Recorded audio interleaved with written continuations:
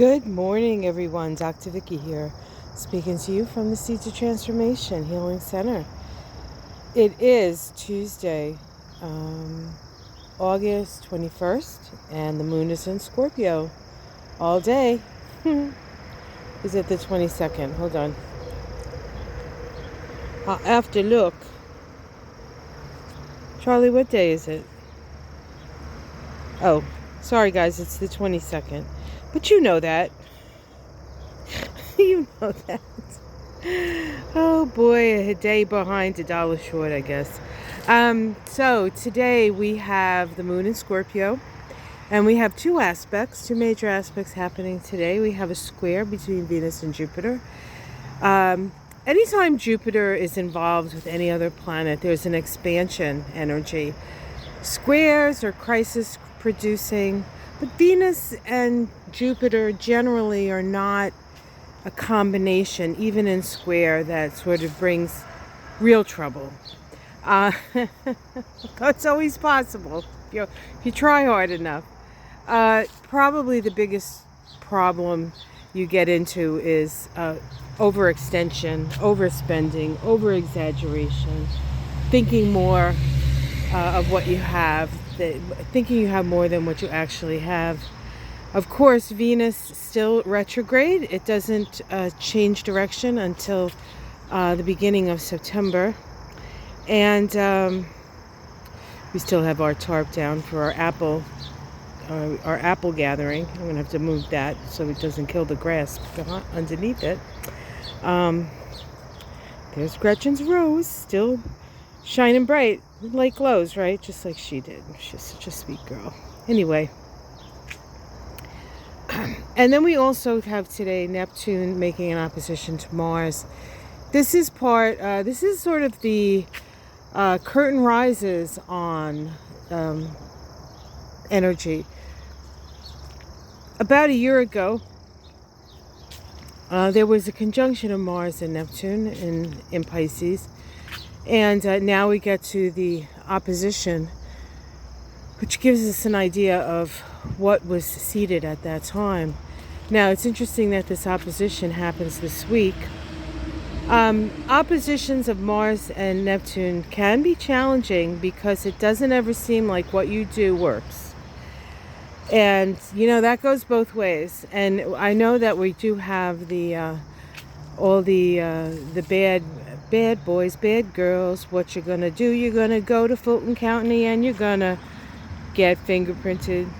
Those guys. That's happening this week. And so I think there'll be, both sides may have issues with having things work out the way they really want to. But on a personal level, these types of oppositions, and I actually had one of these in my chart for 2 years, back in let's see, what was it, 2014, 2013, 2014, right around there, at the same time as my sun was being opposed by Pluto and squared by Uranus. It's a very difficult time, I'll have to say, but of all the things that happened at that time, I think Neptune opposing my Mars was the most difficult. How do you work with this energy? Well, really the best way to work with this energy is to work for others. And I don't mean like, going into the salt mine for the big boss. I'm talking about working for the betterment of humanity. Neptune is an energy of unity, and we will see, I think, today and over the weeks, the need for unity, the need to work for a higher purpose. And we can utilize this energy for that.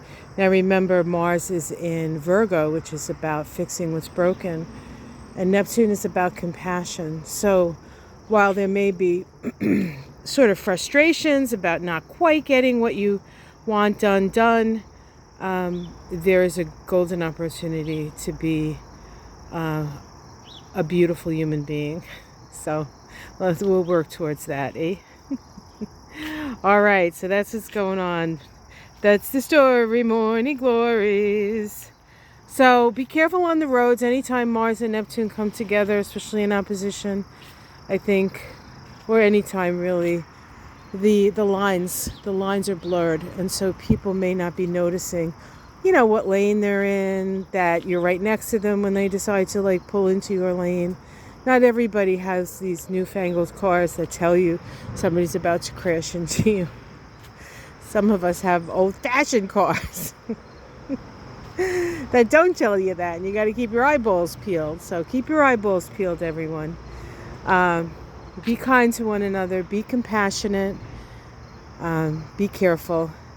Don't put yourself in a position with the square between Jupiter and Venus that's too much for you to handle, especially financially. You could also overeat with that. So have a smaller piece of cake, I guess I want to say. Actually, now that I think about it, I'm gonna have a biscotti, but only two, because I don't want to overdo it. Anyway, let's see. What else do I want to say? Anything else? Remember, the moon's in Scorpio, so we are bottom line Scorpio. Scorpio always wants to know the bottom line of things, and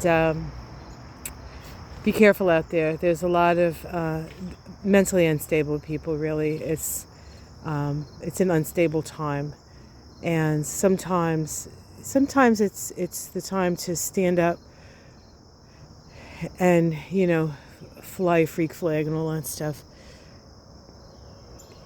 As long as you know who you are and you work towards what's important to you, that's all that really matters.